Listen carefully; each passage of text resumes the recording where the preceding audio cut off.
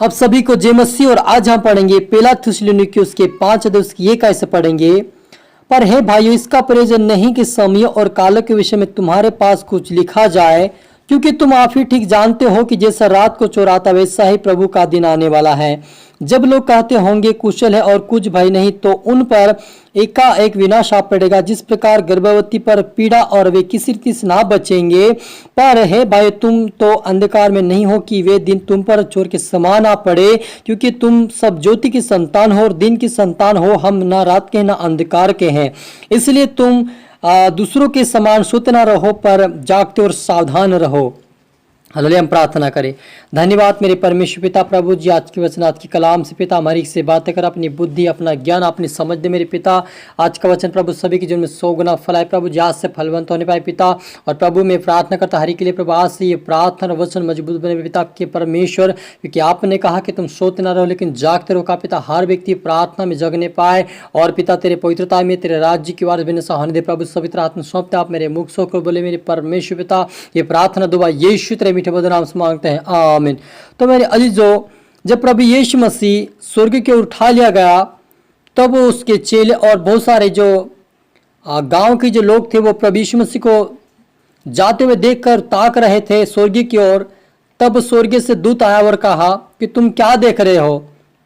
वो कहते कि हम यीशु नासरी को देख रहे थे, लेकिन वो कहता कि जैसे प्रभु यीशु मसीह का वैसे वो वापस भी तुम्हें लेने के लिए आएगा। लेकिन उसके बाद यहाँ पर हम देखते हैं कि बहुत सारे लोगों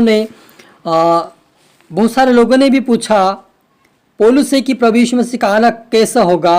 और प्रभु यीशु मसीह भी उसके चेले ने पूछा कि तेरा आना कैसा होगा। लेकिन प्रभु यीशु ने साफ साफ कहा कि इसके विषय में समय या कालों के विषय कुछ भी नहीं लिखा गया, लेकिन क्या करूंगा, मैं चोर के समान आऊंगा वापस। हालेलुया। इसलिए कहता कि मैं चोर के समान आऊंगा। जब लोग कहते होंगे कि कुशल है और सब कुछ अच्छा है, कुछ भय नहीं है, तब उन पर एकाएक विनाश आ पड़ेगा। जिस प्रकार गर्भवती पर पीड़ा वे किसी रीति से ना बचेंगे। हालेलुया। इसलिए वह कहता कि ना तुम अंधकार के हो ना दिन तुम चोर के समान आ पड़े, क्योंकि तुम ज्योति की संतान और दिन की संतान हो। हालेलुया। इसलिए कहता है कि हम दूसरे के समान सोत ना रहे, पर जागते और सावधान रहे। हालेलुया। तो मेरे अजीजों, आज बहुत सारे ऐसे लोग हैं जो प्रभु यीशु मसीह का कब आना होगा, अब आज तक तो वो आया नहीं करके वो प्रार्थना करना छोड़ दिया है, वचन पढ़ना छोड़ दिया है, आज्ञा करते में चलना छोड़ दिया है, लेकिन अपनी मन मानी कर अपने शरीर के अनुसार चल रहे हैं। ऐसे लोगों के लिए आज का वचन कहता है कि सावधान हो जाओ, जागो और प्रार्थना कर, क्योंकि प्रभु यीशु चोर के समान आएंगे, कभी भी आ सकता है। इसका कोई वो चिन्ह नहीं दिया कि वो कब आएगा, लेकिन वो कभी भी आ सकता है। चोर हमें बता के नहीं आता कि मैं तेरे घर में चोरी करने या सेंध करने के लिए आऊंगा, ऐसा नहीं कहता है। लेकिन वो चोर वो चुप के साथ और ऐसी रात 2 घड़ी 3 घड़ी 12 घड़ी में आता है। वैसे प्रभु यीशु मसीह का भी आना ऐसा ही रहेगा कि जब लोग ऐसे भारी नींद में रहेंगे और जो लोग जागते नहीं रहेंगे उन्हीं लोगों को परमेश्वर छोड़ देगा। लेकिन जो जागते पाएंगे, जो प्रार्थना का जीवन होगा, उनको प्रभु यीशु मसीह उठा लेगा। इसलिए आप और मुझे सोना नहीं है, क्योंकि हमें सोने वाला प्रभु हमें नहीं बना, लेकिन हमें प्रभु ने प्रार्थना करने वाले और जागने वाला बनाया है। क्योंकि जो सोते हुए रात की सोते हैं। हालेलुया। इसलिए हमें सोते समय भी हमें प्रार्थना करना है कि प्रभु हमें जिस दिन तो आया हमें उसी दिन हमारी भी सुधि लेना। आप प्रार्थना करें, क्योंकि यीशु मसीह चोर के समान आएगा और हरी को उठा के ले जाएगा। जो तैयार रहेगा, जो प्रार्थना के योग्य रहेगा, जो प्रभु की योग्य होगा, वो उनको उठा लिया जाएगा। लेकिन बाकी जो लोग प्रार्थना नहीं करते, वचन नहीं पढ़ते, आज्ञा करते में नहीं चलते, वो सभी को छोड़ दिया जाएगा। इसलिए यहाँ पर मुझे सावधान होना कि प्रभु हमें क्या कहता है। इसलिए हमें सोना नहीं लेकिन जागती हुई प्रार्थना करना, ताकि प्रभु हमें भी उठाए।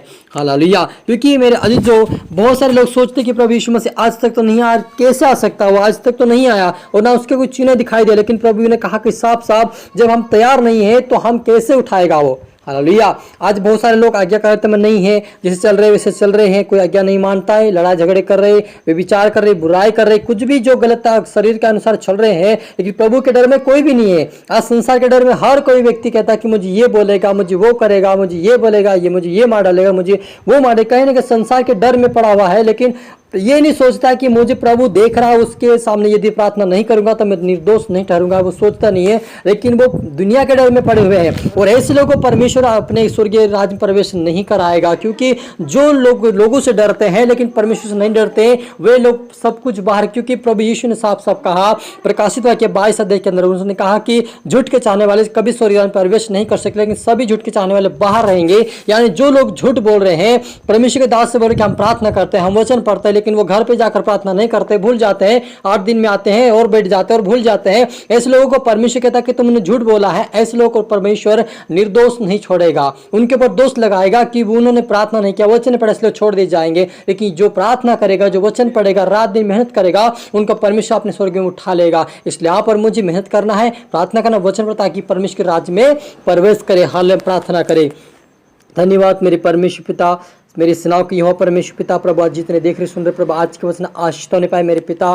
तेरी आत्मा से भर, तेरी बुद्धि, तेरी ज्ञान, तेरी समझ से भर दे मेरे पिता। तेरा आत्मा जाए पिता, आज से ये प्रार्थना योद्धा बने, आज से जागने वाले बने पिता, आज से उपासना करने वाले बने, आज से मजबूत बने प्रभु जी, इनका जीवन आत्मिक का जीवन बने प्रभु जी। आज से प्रभु तेरी खोज में लगे पिता परमेश्वर, अंध की स्वर्गीय वस्तु की खोज में लगे मेरे पिता, और ये जागते हुए प्रार्थना करते हुए पिता, सारे परिवार इनका उद्धार पैसा होने दे पिता परमेश्वर। सभी की आत्मा प्रभु बचाई जाए पिता, तेरा आत्मा भेज इनके जुर्म में पिता, आपके राज्य की वारिस बना मेरे पिता। हरि तरफ में सौंपते मेरे पिता, प्रार्थना सुना, आशीष के धन्यवाद मेरे प्रभु जी।